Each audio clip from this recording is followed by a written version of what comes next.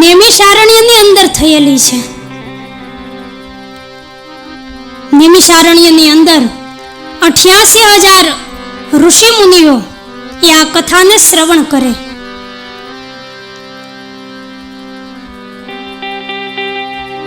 નૈમિષારણ્ય કહેવાય કોને? કે જે જગ્યાએ બેસી અને 7 દિવસ સુધી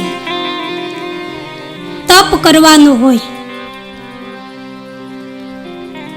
જે જગ્યા ઉપર ભગવાનના ગુણોની કથા ગવાતી હોય, એ જગ્યાને નૈમિષારણ્ય કહેવાય છે. નૈમિષારણ્યની અંદર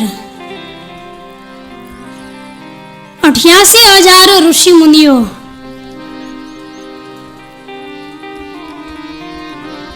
એ ભગવાન શ્રી કૃષ્ણના ગુણોને શ્રવણ કરી રહ્યા છે.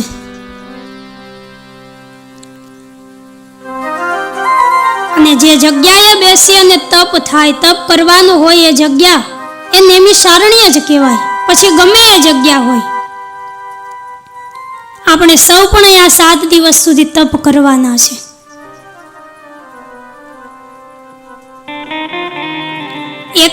એક જ જગ્યા ઉપર સતત 3 કલાક બેસવું એ જ જીવનનું સૌથી મોટું તપ છે. કારણ કે આજે માણસ એક જગ્યા ઉપર અડધી કલાક પણ બેસી નથી શકતો. નૈમિષારણ્યની અંદર કથાના વક્તા છે સૂત પુરાણી મહારાજ. અને આ સૂત પુરાણી કેવા છે? તો વેદ વ્યાસજી કહે કે મહામતિમ, એટલે કે બહુ બુદ્ધિશાળી છે. સૂત પુરાણીજી મહારાજને 4 લાખ શ્લોકો એ કંઠસ્થ હતા.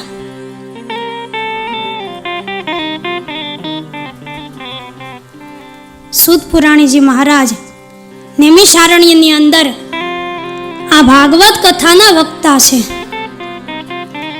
કે જેમને 4 લાખ શ્લોકો એમ મોઢે છે. સૂત પુરાણીજી મહારાજને કથા કરવા માટે આમ પુસ્તકની જરૂર ન પડે, એને બધું મોઢે છે, બહુ બુદ્ધિશાળી છે.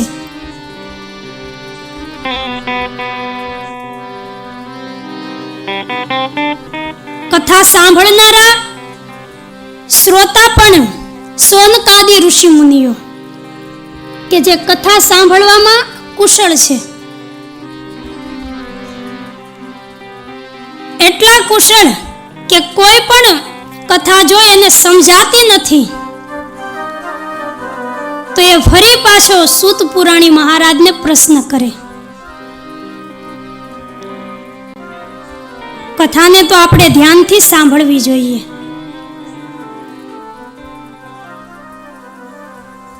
માત્ર સાંભળવા ખાતર નહીં, પણ કથાને જીવનમાં ઉતારવા ખાતર તમે કથાને સાંભળો.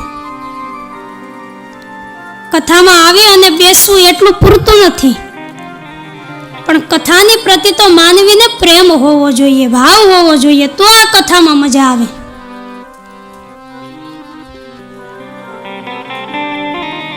ભગવાનની પ્રતિ ભાવ હોય, શ્રી કૃષ્ણની પ્રતિ પ્રેમ હોય, એને જ આ કથામાં મજા આવે છે.